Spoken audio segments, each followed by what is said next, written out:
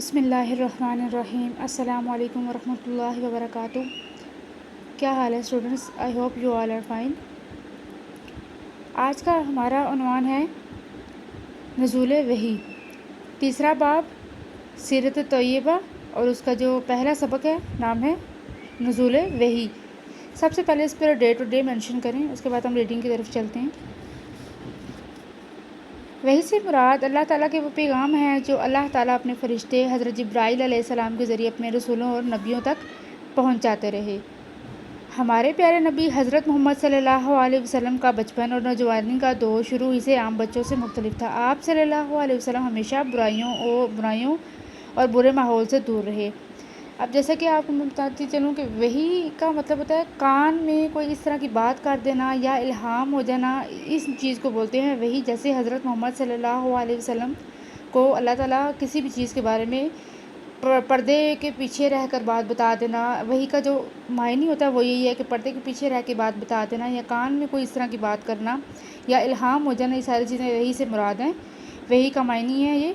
تو حضرت محمد صلی اللہ علیہ وسلم پر قرآن پاک نازل کیا گیا تھا تو وہ وحی کے ذریعے ہی نازل کیا گیا تھا، یا پھر کوئی ایسی بات جیسے کفار اگر حضرت محمد صلی اللہ علیہ وسلم کے بارے میں کوئی سازش کرتے تھے یا اسلام کو نقصان پہنچانے کی کوشش کرتے تھے تو اللہ تعالیٰ کسی الہام کے ذریعے یا حضرت جبرائیل کے ذریعے وہ پیغام حضرت محمد صلی اللہ علیہ وسلم تک پہنچاتے رہے۔ اس سے پہلے جتنے بھی انبیاء کرام اس دنیا سے گزرے ہیں وہ بھی جب اللہ تعالیٰ کو ضرورت محسوس ہوئی تو انہوں نے ان تک اپنے پیغام حضرت جبرائیل علیہ السلام کے ذریعے پہنچائے۔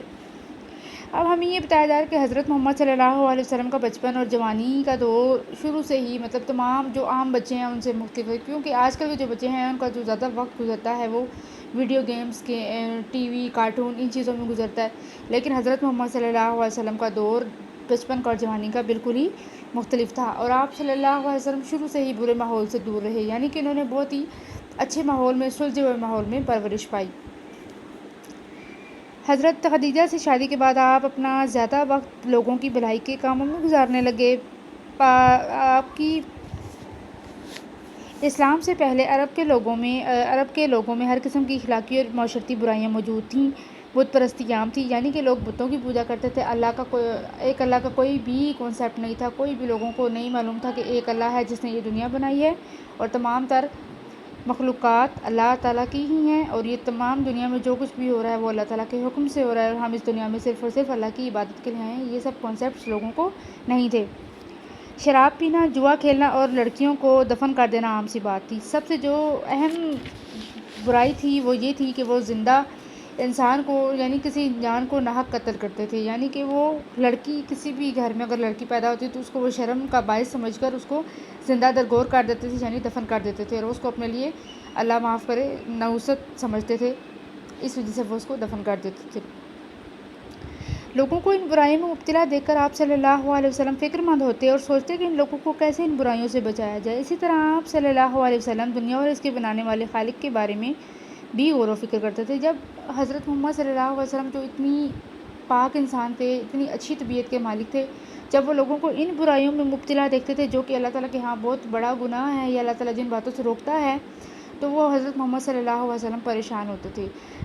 وہ دیکھتے تھے کہ یہ لوگ کس طرح شرک میں گرے ہوئے ہیں، کس طرح جہالت میں گرے ہوئے ہیں، گمراہ ہوئے ہیں، ان کا آخرت میں کیا انجام ہونے والا ہے۔ حضرت محمد صلی اللہ علیہ وسلم بہت ان کے لیے پریشان ہوتے تھے۔ ساتھ ہی ساتھ وہ جب دیکھتے تھے دنیا کی خوبصورتی کو تو اس میں جو خوبصورتی دیکھ کر وہ گم نہیں ہوتے تھے، بلکہ وہ اللہ تعالیٰ کو یاد کرتے تھے، اور وہ یہ دیکھتے تھے کہ ان کو بنانے والا بھی کوئی نہ کوئی موجود ہے، اور وہ اللہ تعالیٰ کے بارے میں غور و فکر کرتے تھے۔ یہاں تک کہ آپ صلی اللہ علیہ وسلم تنہائی پسندی کی طرف مائل ہو گئے، یعنی کہ وہ اکیلا رہنا پسند کرتے تھے زیادہ سے زیادہ، اور مکہ شہر سے 3 کلومیٹر دور ایک پہاڑ جبل نور میں موجود غار حرا میں جانے لگے۔ آپ صلی اللہ علیہ وسلم کو غار حرا میں تنہا عبادت کرنے میں بہت سکون ملتا تھا۔ اب حضرت محمد صلی اللہ علیہ وسلم جب ان سب لوگوں میں رہتے تھے تو وہ پریشان ہو جاتے تھے، وہ ان سب لوگوں کو برائی میں مبتلا دیکھ کر مزید پریشان ہوتے تھے، اور وہ ان کا جو تسلسل تھا عبادت کا وہ نہیں بن پاتا تھا، جس کی وجہ سے وہ کیا کیا انہوں نے کہ غار حرا میں جا کر تنہائی سے وہ اللہ تعالیٰ کو یاد کرتے تھے، اور اللہ تعالیٰ سے فریاد کرتے تھے، اور ان لوگوں کی ہدایت کی دعا کرتے تھے۔ جب آپ صلی اللہ علیہ وسلم کی عمر 40 سال کی ہوئی تو آپ کو سچے خواب آنے لگے، یعنی جو خواب نظر آتے دوسرے دن ویسا ہی ہوتا۔ ایک دن رمضان المبارک کے مہینے میں آپ صلی اللہ علیہ وسلم غار حرا میں عبادت کر رہے تھے کہ اللہ کی طرف سے پیغام پہنچانے والے فرشتے حضرت جبرائیل علیہ السلام آئے اور آپ سے فرمایا پڑھیے۔ آپ صلی اللہ علیہ وسلم نے فرمایا میں پڑھنا نہیں جانتا۔ یہ سن کر انہوں نے آپ صلی اللہ علیہ وسلم کو سینے سے لگا کر بھینچا اور کہا پڑھیے، لیکن آپ نے پھر وہی جواب دیا۔ تیسری دفعہ جب حضرت جبرائیل علیہ السلام نے آپ سے کہا پڑھیے اللہ کے نام سے، تو آپ صلی اللہ علیہ وسلم نے پڑھا۔ حضرت جبرائیل علیہ السلام نے آپ کے سامنے سورہ علق کی پہلی 5 آیات پیش کیں۔ اب یہاں پہ ہمیں یہ بتایا جا رہا ہے کہ کس طرح حضرت محمد صلی اللہ علیہ وسلم جب 40 سال کے تھے تو ان کو سچے خواب آنے لگتے تھے، یعنی کہ وہ جو چیز خواب میں دیکھتے تھے اگلے دن وہی ہوتا تھا۔ یہی چیز میں نے آپ کو بتائی ہے کہ وحی کا جو دوسرا مطلب ہے وہ الہام، یعنی خواب میں کچھ آپ کو اللہ تعالیٰ بتاتے ہیں یا دکھاتے ہیں، اور یہ چیز صرف انبیاء کرام کے ساتھ تھی۔ اب حضرت محمد صلی اللہ علیہ وسلم جب عبادت کر رہے تھے تو حضرت جبرائیل علیہ السلام ان کے پاس آئے اور انہوں نے ان کو بولا پڑھیے، جب ان پر پہلی وحی نازل ہوئی تھی پڑھیے۔ آپ صلی اللہ علیہ وسلم نے فرمایا میں پڑھنا نہیں جانتا، کیونکہ ان کے پاس علم نہیں تھا۔ انہوں نے اپنے سینے سے لگا کر بھینچا، یعنی کہ تھوڑا جھنجھوڑا اور کہا پڑھیے۔ تو تیسری بار پھر حضرت جبرائیل علیہ السلام نے آپ سے کہا پڑھیے اللہ کے نام سے، تو آپ صلی اللہ علیہ وسلم نے ان کے ساتھ جو انہوں نے 5 آیات پیش کی اس کو پڑھا۔ اقرأ بسم ربک الذی خلق خلق الانسان من علق اقرأ وربک الاکرم الذی علم بالقلم علم الانسان ما لم یعلم۔ ترجمہ: پڑھیے اپنے رب کے نام سے جس نے پیدا کیا، جس نے انسان کو جمع و خون سے پیدا کیا۔ پڑھ تیرا رب بڑا کریم ہے جس نے انسان کو قلم کے ذریعے علم سکھایا، انسان کو وہ سب کچھ سکھایا جو وہ نہیں جانتا تھا۔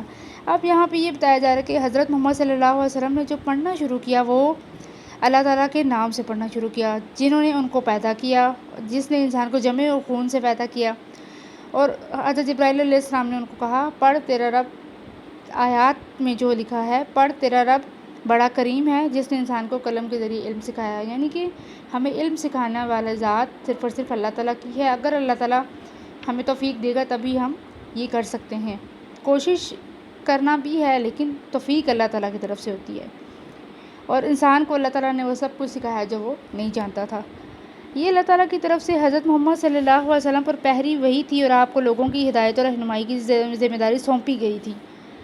یہ ذمہ داری اور اللہ کے کلام کے خوف سے آپ کا جسم مبارک کانپنے لگا۔ آپ فوراً گھر تشریف لائے اور حضرت خدیجہ سے کہا کہ مجھے کمبل اڑا دو۔ بعد میں غار حرا کا سارا واقعہ سنایا۔ حضرت خدیجہ نے آپ کو تسلی دیتے ہوئے فرمایا اب جب ان کے ساتھ یہ چیز فرسٹ ٹائم ہو رہی تھی، ان کو اس چیز کا بالکل بھی علم نہیں تھا، تو وہ چیز ان کے لیے ان پر بھاری اثر اس کا ہوا کہ وہ کانپنے شروع ہو گئے، اور ان کو اللہ تعالیٰ کے کلام کا خوف تھا، کیونکہ پہلی چیز تھی ان کے لیے، نئی چیز تھی ان کے لیے، تھوڑا اس کا اثر ایسا تھا کہ وہ کانپنے شروع ہو گئے۔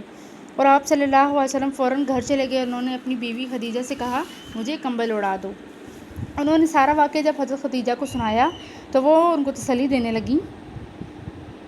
اللہ تعالیٰ آپ کو کبھی اکیلا نہیں چھوڑے گا، کیونکہ آپ ہمیشہ سچ بولتے ہیں، رشتہ داروں سے اچھا سلوک کرتے ہیں، امانتیں ادا کرتے ہیں، غریبوں کی مدد کرتے ہیں، مہمانوں کو کھانا کھلاتے ہیں اور ضرورت مندوں کی ضرورت کو پورا کرتے ہیں۔ اللہ تعالیٰ آپ کی مدد فرمائے گا اور کبھی آپ کو غمگین نہیں کرے گا۔ اب حضرت خدیجہ ان کو کتنے خوبصورت الفاظ میں تسلی دے رہی ہیں کہ اللہ تعالیٰ آپ کو کبھی اکیلا چھوڑ ہی نہیں سکتا، کیونکہ آپ اللہ تعالیٰ کی تعلیمات کے مطابق زندگی گزارے ہیں، آپ ہمیشہ سچ بولتے ہیں، اور جو احکامات اللہ تعالیٰ کی طرف سے ہیں آپ انہیں پر عمل کر رہے ہیں، یعنی رشتہ داروں سے اچھا سلوک، امانتیں وقت پر ادا کرتے ہیں، آپ غریبوں کی مدد کرتے ہیں، مہمانوں کو کھانا کھلاتے ہیں، ضرورت مندوں کی ضرورت پوری کر رہے ہیں، تو اللہ تعالیٰ کبھی بھی آپ کو اکیلا نہیں چھوڑے گا اور غمگین نہیں کرے گا۔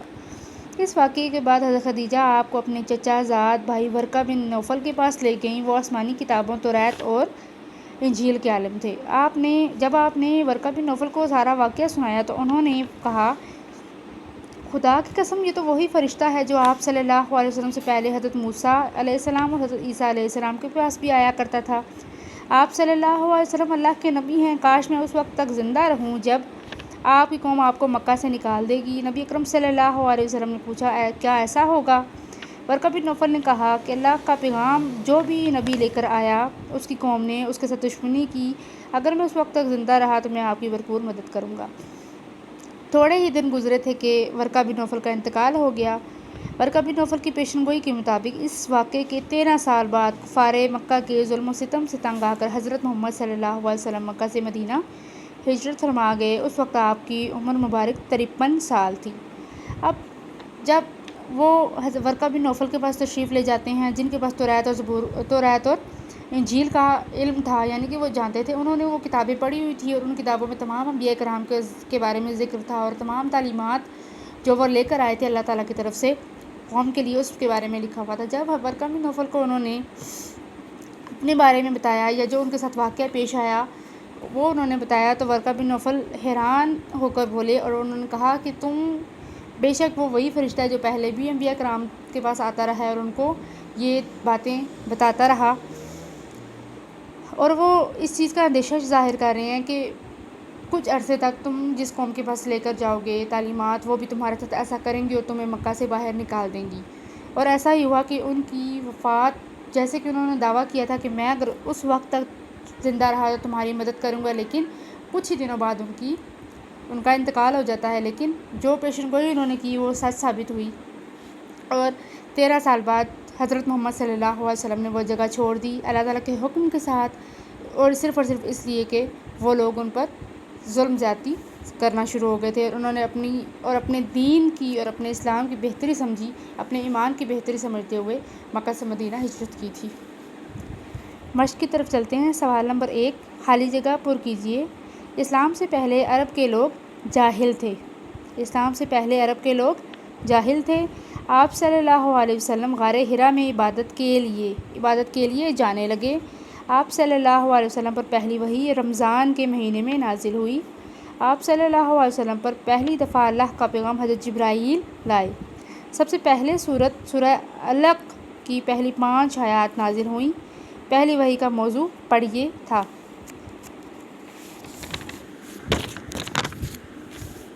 سوال نمبر 2، درست جواب پر دائرہ لگائیے۔ غار حرا واقع ہے مکہ کے قریب، مدینہ کے قریب، حبشہ کے قریب، مکہ کے قریب۔ غار حرا جس پہاڑ پر ہے اس کو کہا جاتا ہے جبل طور، جبل نور، جبل مروہ۔ صحیح جواب ہے جبل نور، اور جبل عربی میں پہاڑ کو کہتے ہیں۔ جب حضرت محمد صلی اللہ علیہ وسلم پر پہلی وحی نازل ہوئی تو آپ صلی اللہ علیہ وسلم خوش ہوئے، غمزدہ ہوئے، کانپنے لگے۔ تو اس کا جو صحیح جواب ہے وہ ہے کانپنے لگے۔ آپ صلی اللہ علیہ وسلم نے وحی کے متعلق سب سے پہلے بتایا حضرت خدیجہ کو، حضرت علی کو، ورقہ بن نوفل کو۔ حضرت خدیجہ کو، صحیح جواب ہے حضرت خدیجہ رضی اللہ عنہ کو۔ پہلی وحی کے وقت حضرت محمد صلی اللہ علیہ وسلم کی عمر تھی 35 سال، 40 سال، 25 سال، تو صحیح جواب ہے 25 سال۔ ورقہ بن نوفل عالم تھے توریت و انجیل کے، توریت و قرآن کے، توریت و زبور کے، تو صحیح جواب ہے توریت و انجیل کے۔ اب جو سبق میں نے آپ کو پڑھایا ہے، میں نے سمجھایا بھی ہے، آپ نے پھر اس کو پڑھنا ہے، یہ آپ کا ہوم ورک ہے، اس کو اچھے سے پڑھنا ہے، اور جو ایکسرسائز میں نے کروائی ہے وہ آپ نے اپنی بک پر کر لینی ہے، اور جو سوال جواب ہیں ان کے میں آپ کو پکچرز شیئر کر دوں گی، آپ نے اس کو دیکھ کر اپنی نوٹ بک پر کاپی کر لینا ہے۔ اوکے جی، اللہ حافظ۔